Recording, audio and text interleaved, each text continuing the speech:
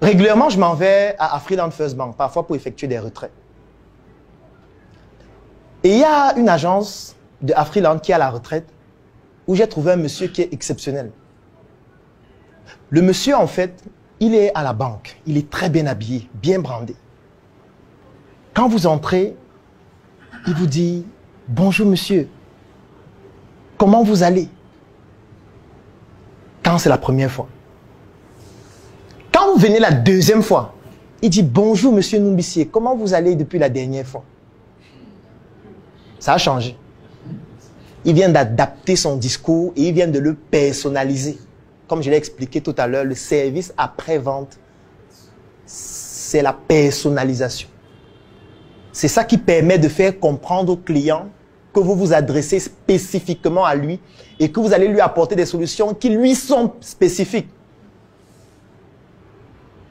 Et quand je viens pour la deuxième fois, vous savez ce qu'il fait? Il anticipe sur mon besoin. Vous voulez effectuer un nouveau retrait? Je dis oui. Il dit, donnez-moi quelques minutes, je vais vous aider à remplir le chèque.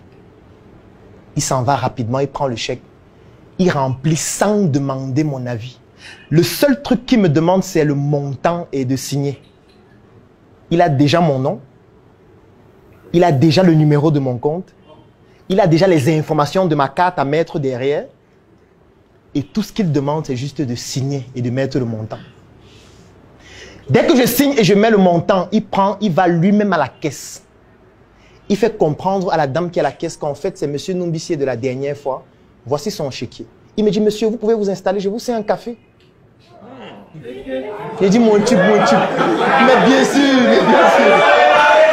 Bien sûr. Il me sert le café. Quand il me sert le café, donc, je m'assois. Ça veut dire quoi? Ça veut dire qu'il ne m'aligne pas. Je ne m'aligne pas. Moi, je suis assis, il me donne le café. C'est lui qui s'aligne pour moi. Dès qu'il arrive à la caisse et que c'est mon tour, il vient me dire, monsieur, c'est votre tour. Je viens, il m'emmène dans la salle où on donne les montants importants parce qu'on ne donne pas ça à la caisse. Bon, selon vous, quand tu finis de prendre l'argent, dites-moi tout même, dites-moi. Qu'est-ce que tu vas faire? Est-ce que c'est lui qui va te demander est-ce qu'il y a quelque chose? En fait, c'est un principe spirituel. Ça veut dire qu'il vous a tellement apporté depuis que vous êtes entré dans l'agence que c'est normal qu'à la fin, vous lui donniez quelque chose. 50 000, là, tu fais un très bon travail. Il dit, merci beaucoup. Sauf que ça, c'est seulement sur un client. Avec un client. Et ce n'est qu'en une seule journée. Bon, maintenant, imaginez le nombre de clients qui entrent dans cet agent chaque jour. Imaginez le nombre de personnes qu'il a déjà ciblé à qui il fait ça. Si chacun lui donne seulement 5 000 par jour sur 5 clients, ça fait 25 000 par jour. Il n'a plus besoin de son salaire. Pourquoi? Parce qu'il a soigné son SAV. Et ce n'est pas la banque qui lui a demandé de faire ça. C'est une initiative personnelle. Et vous savez ce qu'il est à la banque? Il est stagiaire. Il n'est pas employé de la banque. Il est stagiaire. Et c'est quelqu'un qui est à la banque juste aussi pour apprendre. C'est un étudiant. Stagiaire. Qui a pris sur lui de dire, je veux faire le SAV de cette banque. Les gens se plaignent trop. Les gens se plaignent qu'on s'aligne trop. Les gens se plaignent que tout le temps, je dois remplir les mêmes choses. Les gens se plaignent, les gens se plaignent. Et vous savez jusqu'où il est allé? Il est allé jusqu'à analyser les fréquences auxquelles les gens viennent à la banque. S'il se rend compte que tu viens à la banque chaque semaine, il pré-remplit tes documents. Quand tu viens, il a déjà rempli. Il connaît le jour où tu viens en général. Il connaît l'heure à laquelle tu viens. Et vous savez ce qu'il fait régulièrement? Il t'écrit un message à la fin de la semaine. J'espère que vous allez bien, passer une très bonne semaine. Tu dis que mon type. Mon type. Hey.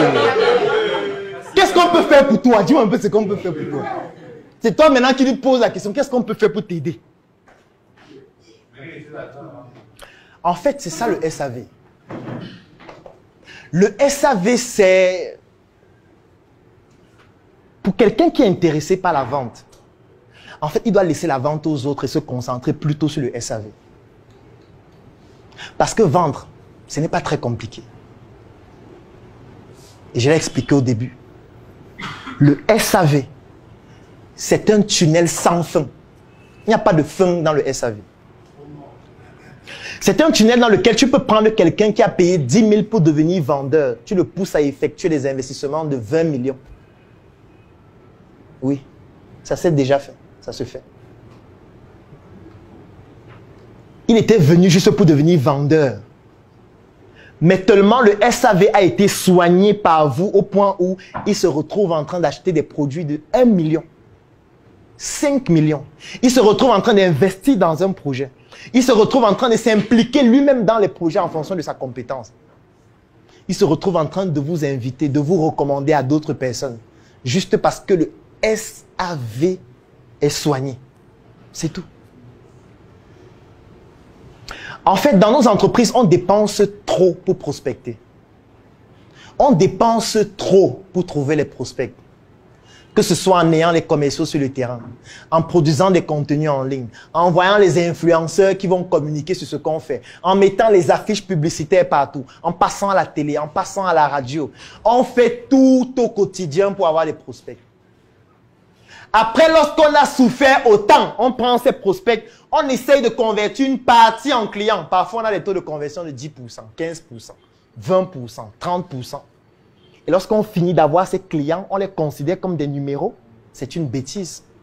C'est un investissement qui n'est pas rentable. Vous laissez des gens qui ont déjà acheté votre produit. Ils ont déjà pris le risque de vous faire confiance. Mais vous les abandonnez pour aller chercher des nouveaux prospects. C'est une grosse erreur. C'est une énorme erreur. Parce que ça va vous pousser à les négliger. Parce que le temps que vous mettez à trouver les nouveaux prospects là, vous devez mettre 2 fois ce temps pour mieux vous occuper d'eux.